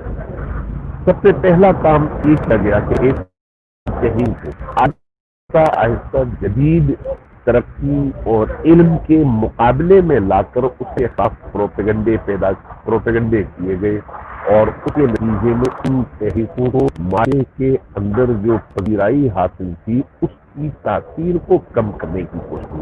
اب یہ خود ایک بہت بڑا چیلنج ہے اس طرح کی تمام تحریکوں کے لیے، چاہے بھی کچھ نہیں ہے۔ ایک زمانہ تھا جب اس طرح کی کوئی تحریک اٹھتی تھی تو معاشرے کا ایک بہت بڑا حصہ اس کا حامی بن جاتا تھا، لیکن آہستہ آہستہ انہی پروپیگنڈوں اور ان اسلامی تحریکوں کی روح کو مزمحل کرنے والے افعال اور جدوجہد کے نتیجے میں اب وہ صورت کم ہے۔ دوسری چیز، انسانی اقدار اور انسانی ویلیوز کو مغرب میں دفن کرنے کا اور اس جگہ سامراجی اور ساؤتھی ویلیوز کو جگہ دینے کا منصوبہ بنایا اور خود یہ ایک بہت بڑا چیلنج ہے اسلامی تحریکوں کے حوالے سے۔ اگر اس وقت ہم دیکھیں کہ میڈیا چاہے وہ سل ہو، چاہے وہ الیکٹرانک ہو، چاہے وہ پرنٹ ہو، چاہے وہ دوسرے ذرائع ہو، ان ذرائع ابلاغ کا فائدہ ان ویوز کو پامال کیا جا رہا ہے جو انسانی بنیادی ضرورت ہے اور اس کی جگہ ایسی چیزوں کو لانے کی کوشش کی جا رہی ہے جو ویلیو ہی ہے لیکن لوگوں کو اس میں گمراہ کر کے ان کے لیے اس کو ویلیو کی شکل دی جا رہی ہے۔ خود یہ ایک بہت بڑا چیلنج ہے اتنی تحریکوں میں۔ اب جہالت، پسماندگی اور اس طرح سے حکومت کو سیاست سے الگ کرنے کا اور دین کو انسان کی افرادی زندگی اور سیاست اور حکمرانی کو उससे बिल्कुल जुदा करने की जो आइडियोलॉजी आहिस्ता आहिस्ता फैलाई गई, ये खुद एक बड़ा चैलेंज है इन तहरीकों के लिए कि वो माशरे के अंदर ये साबित करने की कोशिश करेंगे नहीं ऐसा नहीं है, बल्कि इंसानी माशरे को आगे बढ़ाने के लिए इस्लाम की जो है वो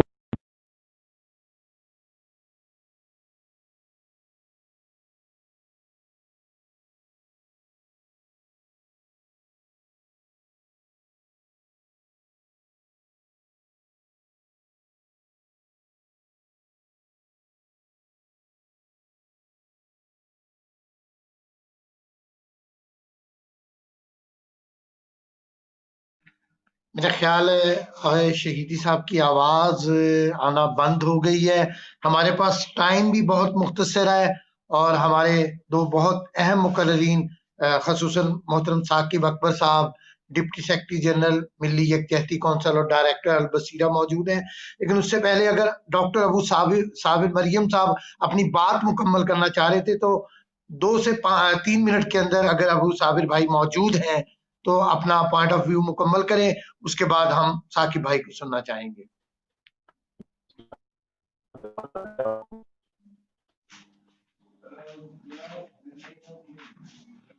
जी जी डॉक्टर साहब।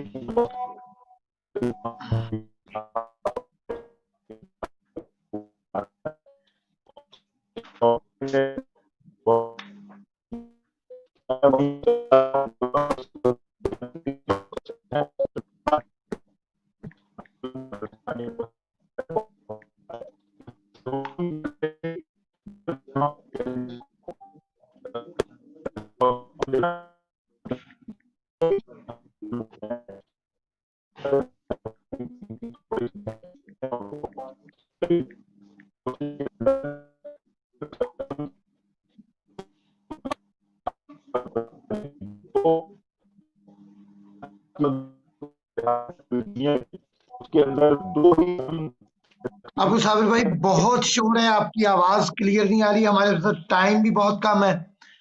तो हेलो,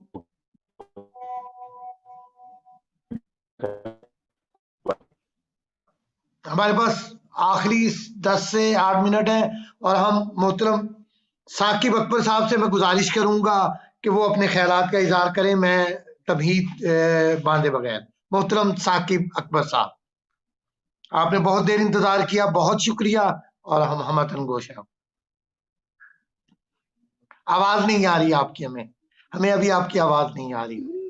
हाँ जी अब आ रही जी बिल्कुल। अब जी बिस्मिल्लाहिर्रहमानिर्रहीम। मेरा ख्याल है बड़ी अच्छी अच्छी बातें हो गई हैं, तो मैं अगर सिर्फ निकात की सूरत में चंद गुजारिशात कर दूं, क्योंकि अब तफसील में जाने की जी वो मुश्किल काम है, लेकिन मैं ये करने की कोशिश करता हूँ। जी मेरा ख्याल ये है कि एक नुक्ता बड़ा अहम है कि क्या सब इस्लामी तहरीकें जिन्हें हम इस्लामी तहरीकें कहते हैं वो इस्लामी हैं भी या नहीं, ये भी एक सवाल है। इसको देखना चाहिए, चूँकि माजी में ऐसा रहा है और अब भी है।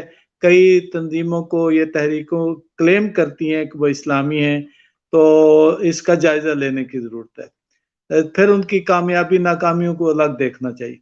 दूसरी बात यह है कि वो तहरीकें या जमातें जो शिद्दत पसंद हैं, उनको मेरा ख्याल है, जैसे कि एक दोस्त ने इस तरफ इशारा भी किया, तकफीरी हैं, तो मेरा ख्याल ये है कि उनको हमें इस्लामी तहरीक के तौर पर नहीं इसको शुमार करना चाहिए।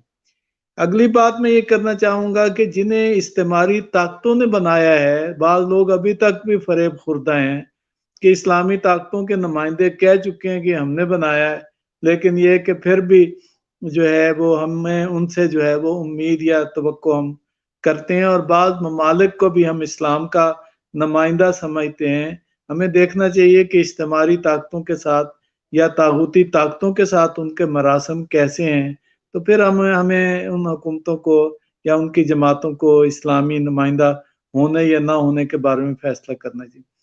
हमारे पास ज़्यादातर जो जमातें हैं जिनको दावा है कि वो इस्लामी जमातें हैं, وہ فرقہ وارانہ جماعتیں ہیں. میرا خیال ہے میں ایک فرقے سے ہونا ایک اور بات ہے، جماعتوں کا فرقہ وارانہ ہونا ایک اور بات ہے.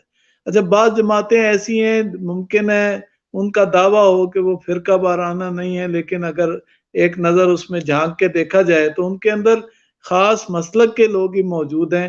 ان کی دعوت میں ایسی طاقت نہیں ہے یا ان کی دین کی انٹرپریٹیشن میں ایسی گنجائش شاید نہیں ہے کہ سارے مسالک کے لوگ جو ہیں ان کو اس کو اپنے آپ کی طرف جو ہے وہ ان کو اٹریکٹ کر سکیں.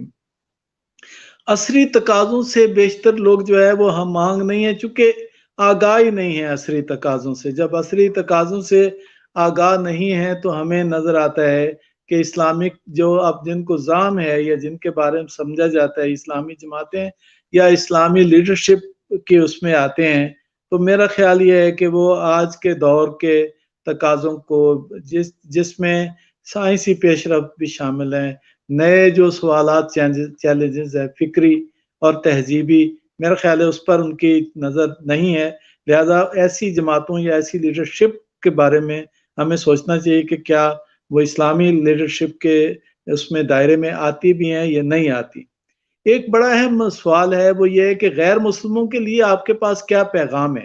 یعنی اگر اس وقت مسلمان 20% ہیں یا دنیا میں کم و بیش جتنے بھی ہیں، تو آپ اسلامی تحریک کا آپ کا ادعا ہے، تو باقی سارے 80% انسانوں کے لیے آپ کے پاس میسج کیا ہے؟ کہتے ہیں اسلامی اتحاد، اسلامی وحدت، تو کیا آپ دوسروں کے مقابلے میں ایک وحدت بنا رہے ہیں یا ان کے لیے بھی کوئی پیغام ہے آپ کے پاس؟ یعنی اس کا مقصد میرا یہ ہے کہ دنیا کی ستم رسیدہ اور مستضعف عوام کو اور استعماری طاقتوں کے جو اصل یعنی وہ ہیں ان کو الگ کرنے کی ضرورت ہے. اور مستضعف اور پسے ہوئے لوگ یا نہیں پسے ہوئے فکری طور پر مستضعف ہیں، یعنی دین کی حقیقت کو اور کائنات کی جو اس کا روحانی پہلو ہے اس سے جو لوگ آگاہ نہیں ہیں، خود روحانی طور پہ بہت کمزور لوگ ہیں، تو ان کے لیے بھی ہمارے پاس کوئی پیغام جو ہے وہ ہونا چاہیے. اچھا دین کو تہذیب اور تمدن کے تصور سے ہٹ کر، یعنی دین ایک تہذیب تخلیق کرتا ہے، اس کا ایک تہذیبی وین ہے.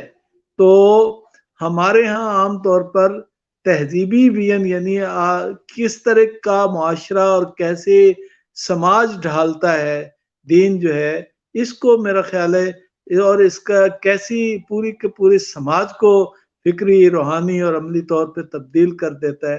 ہم کہتے ہیں مغرب کی تہذیب، تو مغرب کی تہذیب کے بنیادی عناصر کیا ہیں؟ تو اگر اسلام کو اگر آپ ایک تہذیبی پرسپیکٹو میں دیکھیں تو اس کے پاس کیا تہذیبی تصور جو ہے وہ کیا ہے؟ ایک مشکل ہماری یہ ہے کہ مذہبی ادارے جو ہے چونکہ فرقہ وارانہ ہیں اور فرقوں میں تقسیم ہے، تو ان کے فارغ التحصیلان جو ہیں وہ عام طور پہ فرقوں سے تعلق رکھتے ہیں. یہی وجہ ہے کہ ان کے گرد ان کے فرقے کے لوگ جمع ہوتے ہیں. تو کیا اسلامک لیڈرشپ کا جو تصور ہے وہ اور عالمی سطح کے اسلامک لیڈرشپ کا تصور ہمیں ان کے اندر ان پہ چشمہ کرنا چاہیے یا ان کے اندر سے، میں نہیں کہتا کہ ان کے اندر بڑی روحیں ظہور نہیں کر سکتی ہیں، لیکن یہ کہ عام طور پر اگر آپ دیکھا جائے تو یہ ان کے پاس میسج بھی، ان کے پاس باقی بہت ساری چیزیں بھی ایسی ہوتی ہیں کہ فرقے کے بعض لوگ جو ہیں ان کے گرد جمع ہو جائیں، وہ بھی شاید سارے کے سارے ہونا ایک بڑا مسئلہ رہ گیا. اچھا جی، آج کے پڑھے لکھے لوگوں کو بھی مطمئن کرنے کی ضرورت ہے. یعنی آج کا جو تہذیبی تصور ہے اس کے مطابق اور آج کی جو دنیا ہے اور جو لیول آف انٹلیکٹ ہے، لوگوں کا لیول آف انفارمیشن ہے، جو آگاہی ہے لوگوں کی، اس کے مطابق کیا اسلامک جماعتیں، تنظیمیں، تحریکیں، لیڈرشپ یعنی ان لوگوں کو بھی مطمئن کر سکتی ہیں، نہیں کر سکتی؟ یہ بڑا اہم سوال. اچھا دشمنوں کی شناخت، کیا ہمارا دشمن کون ہے، اس کی شناخت کیا ہے اور کس وجہ سے ہم کسی کو دشمن رکھتے ہیں نہیں رکھتے؟ ہمارے یہاں ایسے رواج ہے، یہود و ہنود سب کو ہم ایک ہی لاٹھی سے، سارے یہودیوں کو اور سارے ہندوؤں کو اور سارے غیر مسلموں کو، سارے نصارہ کو ایک لاٹھی سے ہانکنے، یہاں تک کہ پھر یہ ہانکنے کا طریقہ جو ہے وہ نیچے تک چلا جاتا ہے فرقوں کے اندر بھی. تو یہ ایک اور بڑی اہم بات ہے کہ اسلام بمقابلہ گراؤنڈ ریئلٹیز بعض اوقات ہم لے کے آتے ہیں. یہ گراؤنڈ ریئلٹیز بعض اوقات ہوتی بھی ہیں اور بعض کا ہم سمجھ دیکھیں بعض کا گراؤنڈ ریالٹیز جو ہیں اس کو آپ نے تبدیل کرنا ہے تو کیا اس کے ساتھ آپ نے ہم آہنگ ہونا ہے کہ نہیں تبدیل کرنا ہے کہ کرنا ہے. بعض کو ممکن ہے آپ کو قبول کرنا ہے اور بعض کے ساتھ جینا ہے, بعض کے مطابق آپ کو ڈھالنا ہے اپنے ساتھ. تو بعض کو میرا خیال ہے کہ اس کو نہیں تبدیل اگر کرنا ہے تو آپ ایک تحریک برپا کیے ہوئے ہیں, اس میں ذرا فرق کرنے کی ضرورت ہے. اچھا جی, کلیات کو قبول کرنا آسان ہے, جزیات اور اس کو فروعات کو تسلیم کرنا ہر ایک کے لیے مشکل ہوتا ہے. بعض لوگ چاہتے ہیں کہ ان کا پورے کا پورا ورژن اور پورے کا پورا تصور جو ہے دین کا وہ دوسرے لوگ قبول کر لیں. اس پہ تھوڑا سا غور کرنے کی ضرورت ہے. منیمم چیزیں ڈاکومنٹ ہو سکتی ہیں, حالانکہ ہمارے پاس منیمم میں بھی اتفاق رائے بہت سارا موجود ہے. اب قرآن حکیم کی 6600 کچھ آیتیں ہیں, ان سب پر اتفاق رائے الفاظ اور اس کے حد تک تو ہے. لیکن جب ہم ایسے آتے ہیں نا, اپنا تصور اور اپنی تعبیر دین اور مذہب جو ہے اس کو ہم چاہتے ہیں کہ اس کی پوری تفصیل کے ساتھ, میں مثال نہیں دینا چاہتا, اختلاف پھر آگے پیدا ہو جائے گا, لیکن ہم چاہتے ہیں کہ ہماری پوری انٹرپریٹیشن ہی پورے کا پورا منصوبہ ہی دوسرے قبول کریں, پھر وہ اسلامی تحریک میں ہماری سو کارڈ اس میں آ سکتے ہیں, ورنہ نہیں آ سکتے. تو لہذا کلیات تک بات رہ سکتی ہے, مزید جزیات میں. اچھا, عالمی اداروں اور فوجی اور اقتصادی اتحادوں کی بنیاد پہ اس وقت یہ دنیا کا نظام جو ہے وہ قائم ہے.